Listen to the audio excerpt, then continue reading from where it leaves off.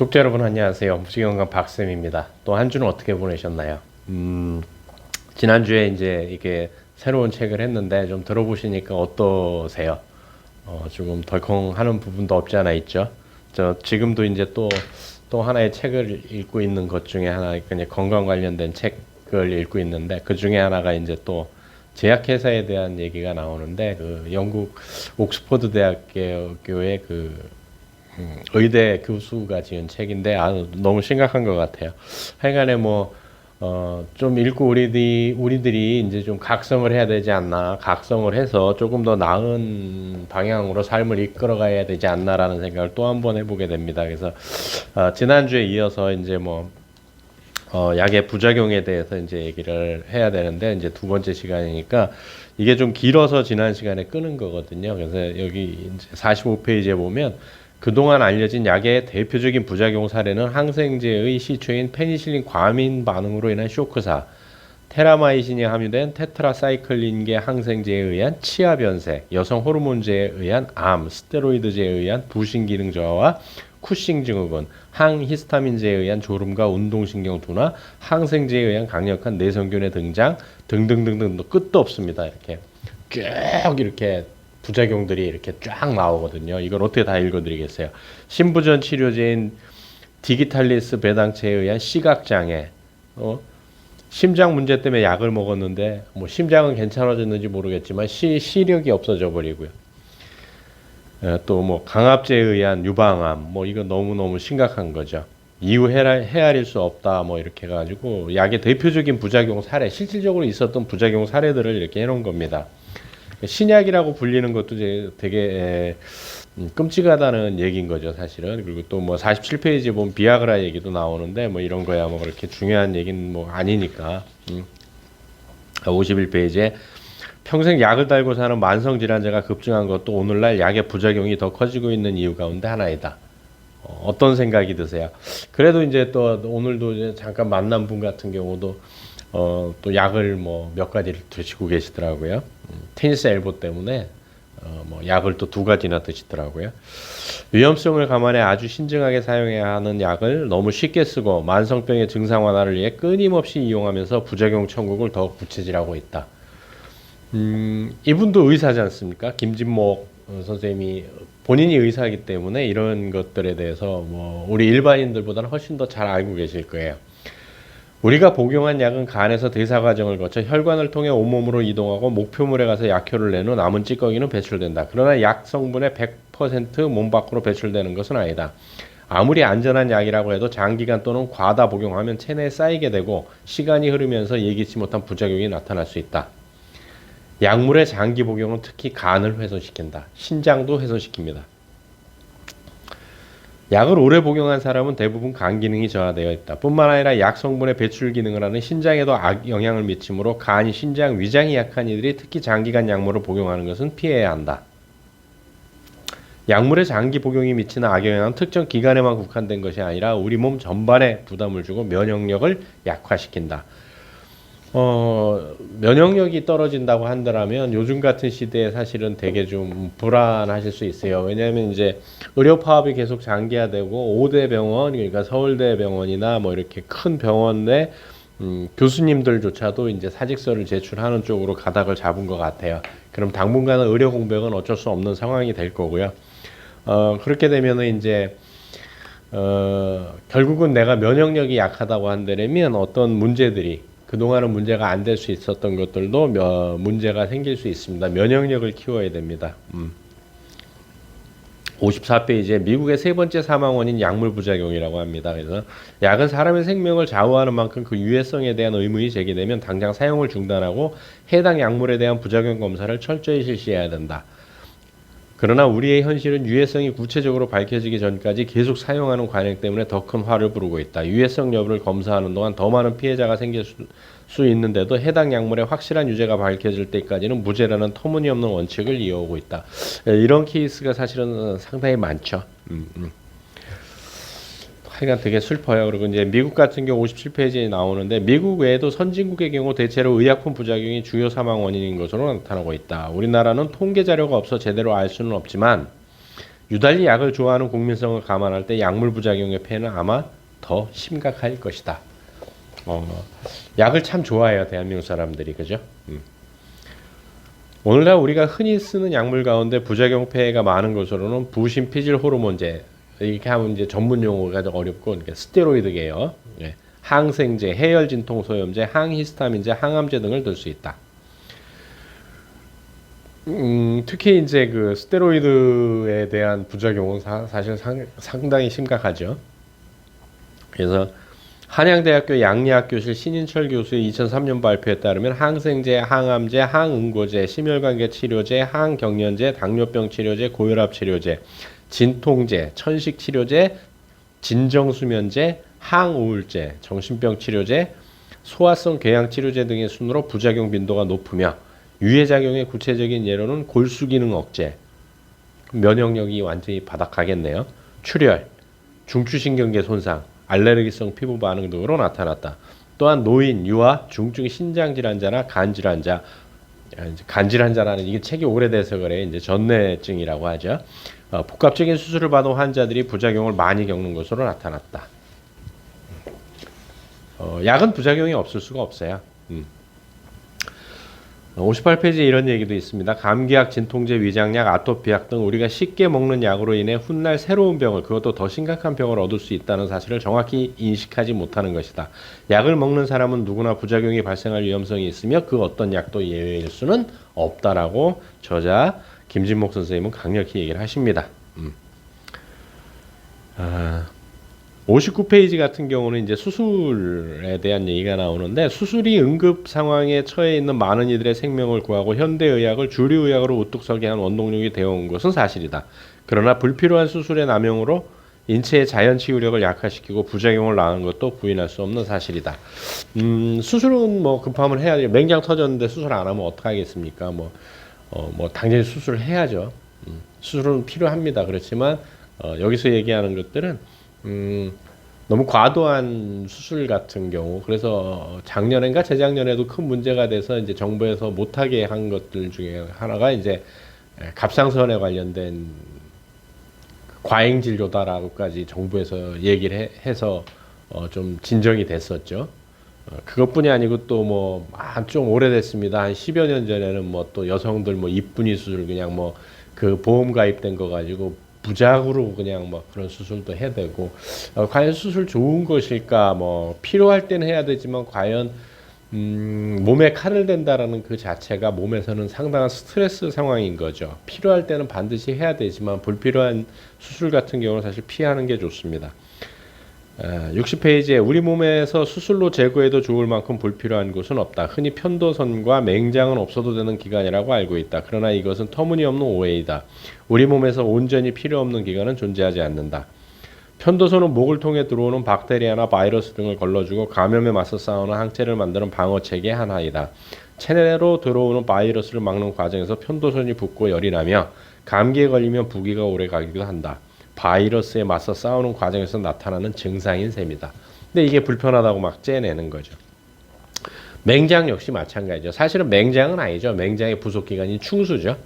맹장 역시 우리 몸에서 병원균과 싸우는 면역 기능을 담당하고 있어 여러 가지 질환을 사전에 막는 예방 역할을 한다. 사실 충수는 뭐냐면은 면역 체계들의 비상 뭐라고 얘기를 해야 되나? 그러니까 경락고 같은 곳이라고 보시면 돼요. 그래서 유해균이 너무 뭐 득세를 한다든지 그러면 일단 다 피해 있다가 힘을 길러서 다시 나가는 것이 충수기 때문에 불필요한 기관은 아닙니다, 절대로. 또 담낭 수술도 많이 하는데 여기서는 이제 이것도 굉장히 중요한 기관이기 때문에 하지 말라고 김진목 선생님이 얘기합니다. 근데 여기 이제 제가 또 좋아하는 그 미국의 의사, 지금은 이제 뭐 저기 하시지만 로버트 맨델존 박사님 얘기가 나옵니다. 64페이지에 미국의 소아과 전문의이자 저명한 의학저술가인 로버트 맨델존은 당시 상황을 이렇게 말한다.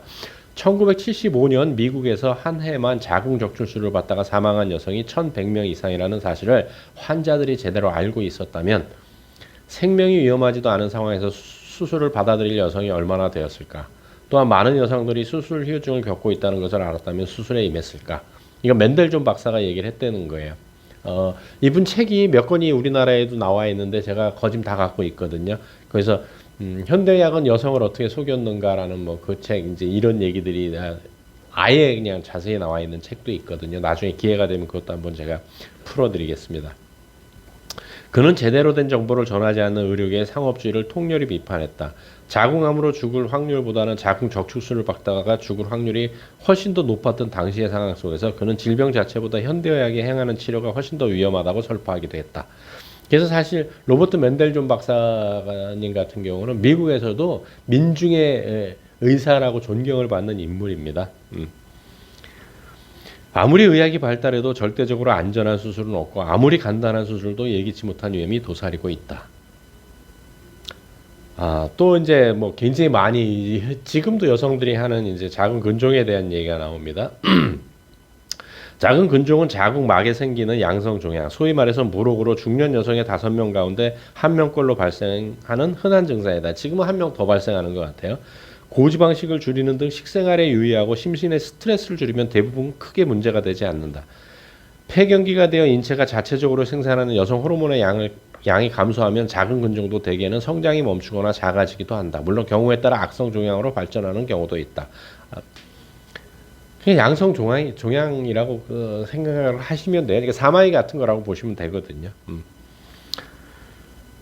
세계적인 면역학자이자 일본 니키타 대학 의치학 종합연구과 교수인 아보도로 박사 같은 경우는 이제 세계적인 면역학자죠. 굉장히 유명하신 분이에요. 근데 이분도 림프절 제거 수술의 위험성을 이렇게 말한다. 암세포를 림프절에서 쉽게 발견하는 것은 림프절에서 암세포를 처리하기 때문이다. 따라서 림프절에서 암세포가 발견되었다고 해서 그 림프절을 제거하는 것은 얻는 것보다 잃는 것이 훨씬 많다. 이 방법은 몸의 방어계를 파괴해서 암의 전이를 촉진하는 의료행위다. 림프절을 광범위하게 절제해버리면 말초 림프액의 흐름을 차단해서 림프 부종을 유발할 수 있다. 유방암이나 자궁암 수술을 받은 뒤 림프 부종으로 고생하는 것도 바로 이런 이유 때문이다. 림프 부종을 림프액의 흐름이 막혀서 생기는 것으로 이는 면역계의 활동을 저하시킨다. 근데 인파로 전이 됐습니다 해갖고 뭐 인파 다 드러내죠. 이건 정말 위험할 수 있다라고 얘기를 하는 겁니다. 또 이제 수술 과정에서 사용되는 마취제도 위험성을 내포하고 있다. 사실 마취에서 못 깨어나서 사망하는 경우도 꽤 있거든요. 마취로 인한 쇼크, 경련, 구토에 의한 질식, 심장 발작 등을 일으킬 수 있고 호흡기, 심혈관계, 신장, 뇌 기능을 저해할 수 있다. 마취가 직간접적인 원인이 되어 사망하는 경우도 있다. 실제 수술 후 마취에서 깨어나지 못해 사망하는 이들도 있다. 사실 그렇습니다. 수술 합병증으로 인해 인체 일부의 영구적인 손상이나 사망까지도 초래할 수 있으며 폐렴, 응혈, 쇼크, 감염, 출혈 등의 합병증이 나타날 수도 있다. 허리 수술은 비교적 간단한 수술이라며 많이 권하지만 수술 후 마비가 오거나 제대로 걷지 못하거나 대소변도 가리지 못하게 되는 경우가 의외로 많다. 수술 과정에서 신경이 손상되거나 수술 부위의 출혈이 혈종으로 이어져 신경을 계속 압박하는 경우도 있다. 신경을 한번 손상되면 좀처럼 회복되기 힘들다. 근데 사실 이제 디스크는 이제 수술을 많이 안 하죠.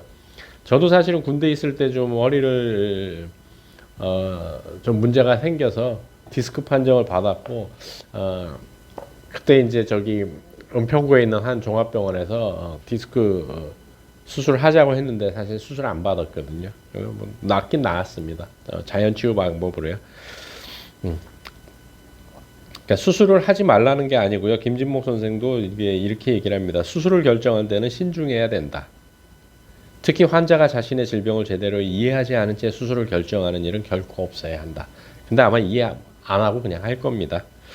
69페이지에는 이제 사회 문제가 된 의연병, 그래서 이게 이제 병원에 가서 생기는 병들을 얘기를 하는 거죠. 그러니까 의연병이란 의료 행위를 통해 얻는 모든 질병을 일컫는 말이다. 그래서 70페이지에 이제 쭉 얘기가 나오는 것 중에 하나가 이제 우리나라는 의연병을 비롯한 의료 사고에 대한 전문적인 통계 자료가 없어 실태 파악조차 어려운 실정이다. 2001년에 발표된 울산대 의대 예방의학교실 이상일 교수의 논문 의료의 질과 위험관리에 따르면 우리나라에서 해마다 의료과실로 숨지는 환자는 4,500에서 1만 명에 이를 것이라고 한다. 이게 울산 울산대 의대에서 나온 논문이니까 뭐 거짓 정확할 겁니다. 근데 2001년도에 4,500명에서 10,000명에 이를 거라고 의료 과실료요. 이것은 미국의 의료사고 사망자 추정 모델을 적용해 산출한 추정치로 국내의 의료 현실을 감안한다면 이보다 훨씬 높을 것이라는 것이 학자들의 분석이다. 우리나라의 의료사고 관련 소송은 1992년 82건에서 2002년 882건으로 10배 이상 급증했다. 의료사고 관련 피해 구제 요청도 급증해 2003년 한 해 동안 한국소비자보호원에 접수된 의료사고 관련 상담은 12,822건이며 이 가운데 661건이 피해 구제 요청을 한 것으로 나타났다. 그러면 12,800건에서 여기서 이제 661건은 맞다, 의료 과실이다라고 했던 게 661건이 됐다라는 얘기인 거죠. 근데 뭐 그게 판정을 못 받아서, 그러니까 인정을 못 받아서 그렇지 의료 사고도 있을 수 있다라는 거죠.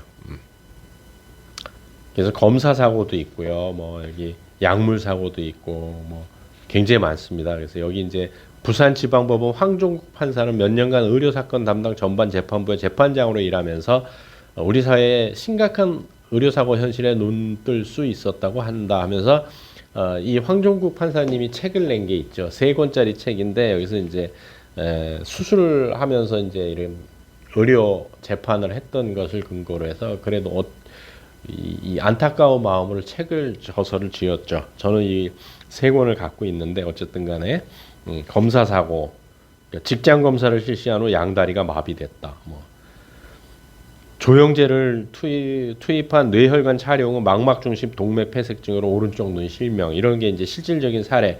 이게 황종국 판사가 이게 쭉 해놓은 거죠. 또 약물 사고는 1세 유아가 인플루엔자 백신 예방 접종을 받고 다음날 사망한 거, 뭐 2세 유아가 감기 치료를 위해 왼쪽 엉덩이에 주사를 맞고 왼쪽 다리에 신경 이상이 발생했다라는 거. 이거 굉장히 많습니다. 지금 이 사료들이. 그다음에 수술 사고, 심장 질환자를 정밀 검사도 없이 전신 마취해서 사망하게 된 거. 수련 기간이 2주에 불과한 인턴에게 마취를 맡겨 환자가 치매 발생. 뭐 어린이가 간단한 손가락 수술을 하던 중 마취 부작용으로 심장마비와 뇌 손상을 일으켜 성장장애 발생, 뭐 이런 얘기도 있고요. 굉장히 많습니다. 이런 게 이제 황종국 판사님이 이걸 한 거니까요. 이외에도 의료진의 실수로 일어나는 의료사고는 많다. 혈액형을 바꾸어 수혈하는 경우, 약을 잘못 투여하는 경우, 수술 시 병든 기관이 아닌 다른 기관을 절제하는 경우, 환자 이름이 바뀌어 엉뚱한 수술을 하는 경우, 반드시 근육에 주사해야 하는 주사제를 혈관에 주사하는 경우, 단순 종양을 악성 종양으로 오진해 수술하는 경우 등 환자의 생명을 위협하는 어이없는 과실이 이어지고 있다. 이건 뭐 의사로서 경험치에 기준으로 한 거겠죠. 본인이 그랬다라는 게 아니고 이제 주변. 76페이지에는 무덤까지 가는 의사의 과실, 뭐 이래서 더욱 큰 문제는 실수를 하고 나는 의사들이 보이는 비양심적인 태도이다. 자신의 잘못을 은폐하기에 급급하고 의료계 역시 의료진의 과실을 덮어주거나 침묵으로 일관하고 있다. 실제 입원 치료를 받은 환자 가운데 갑작스럽게 상태가 악화되거나 사망하는 경우가 있다. 그 중에는 약물 부작용 등의 의료진의 과실을 인한 경우가 많다. 하지만 그런 사실을 정직하게 말하면 담당 의사를 포함해 간호사, 병원 제약회사 측 모두 입장이 난처해지므로 질병 악화 내지는 심장마비라는 말로 포장하는 경우가 대부분이다라고 얘기를 합니다. 78페이지. 지금까지 신화의 세계로 군림해온 현대의학을 무조건적으로 맹신할 것이 아니라 그 한계와 문제점을 바르게 직시하는 현명한 의료 소비자만이 자신의 건강을 제대로 지킬 수 있을 것이다. 그러니까 불신을 하라는 게 아니에요. 저도 이렇게 제가 이런 유튜브를 운영하는 이유도 그런 거예요. 너무 알았으면 좋겠어요. 너무 무분별하게 약을 드시고 병원에 의존하고 불필요한 수술들을 하시고 하는 게 제 주변에 너무너무 많거든요.